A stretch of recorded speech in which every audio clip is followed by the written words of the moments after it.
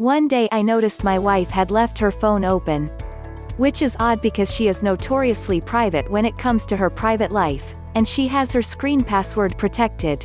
Curiously, I clicked on her apps. She had several apps, and on one of them, Snapchat, I didn't even know she had that app. I saw a message. "I love you too," the message said. Frantically, I scrolled down. I wanted to read all the messages. But there were no other messages, all of it was deleted. There was only the, "I love you too." I kept the phone for a while. My wife was busy in another part of the house with our kids. I decided to send a message back. "How are you doing, babe?" I typed. I figured, if she really was cheating on me, she'd use the word, babe, as she used it with me. "I'm okay, babe, just busy with school a bit," the stranger responded. We had a bit of a back and forth. After which I deleted all messages after the, "I love you too," once more, and put down the phone, devastated. How did this happen? I was broken. And I confronted her, screenshots and all. As it turns out, my wife had an online affair with a younger man living in another country, for months. In fact, for almost half a year. He lived in another continent. The man was rich. Young and incredibly wealthy. Ivy League educated. Driving cars worth more than our entire house. Going on vacations more expensive than my annual income. It was insane. He knew she was married. He knew she was a mother of 3. And he didn't care, he still wanted her. His rich, foreign ass wanted her. And it flattered her beyond belief. I couldn't believe it. Couldn't believe this had happened to me. I didn't realize her ego was this fragile. And this much in need of a boost in confidence. My wife told me that, as a teenager, she never really had boyfriends, sexual or romantic experiences, or even overt flirtations and flings. She was loveless, and unaware of whether or not she was the object of anyone's desire. For years she hid herself in baggy clothes. Kept her shapes hidden from the world.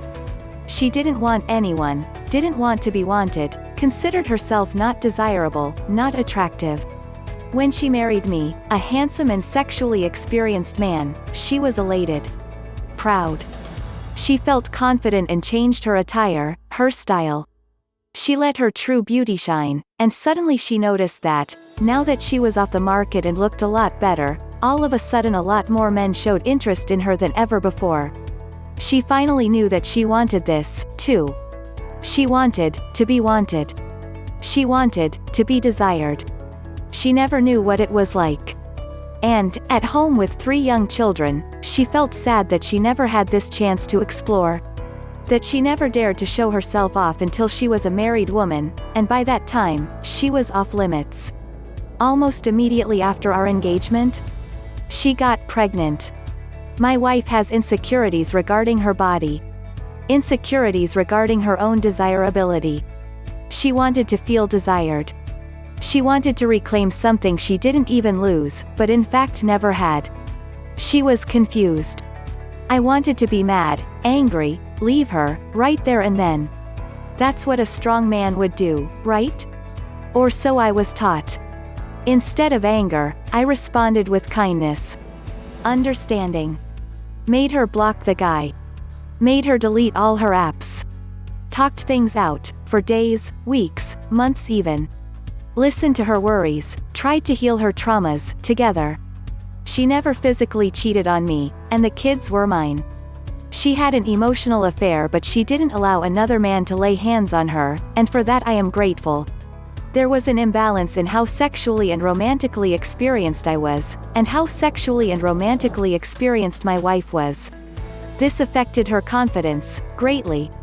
Not right away, but slowly and surely, insecurities can eat away at a person. At some point she looked at herself in the mirror and wondered, is this it?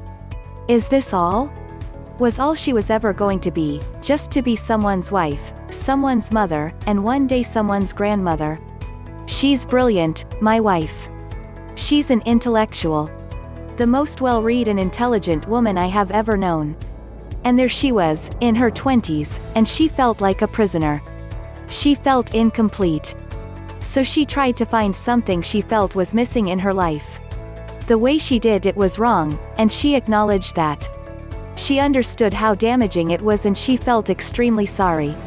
She cried. She said she hated herself. And where some men might have felt like throwing her out of the window, in that moment, all I wanted was just to hug her, and to hold her, and to assure her she was a beautiful human being inside and out. Now I love her more than ever. But I think human beings are incredibly complex. And even a kind and dutiful wife, a great mother, great friend, can have her moment of weakness. It could have killed me, but it didn't, and now we are stronger.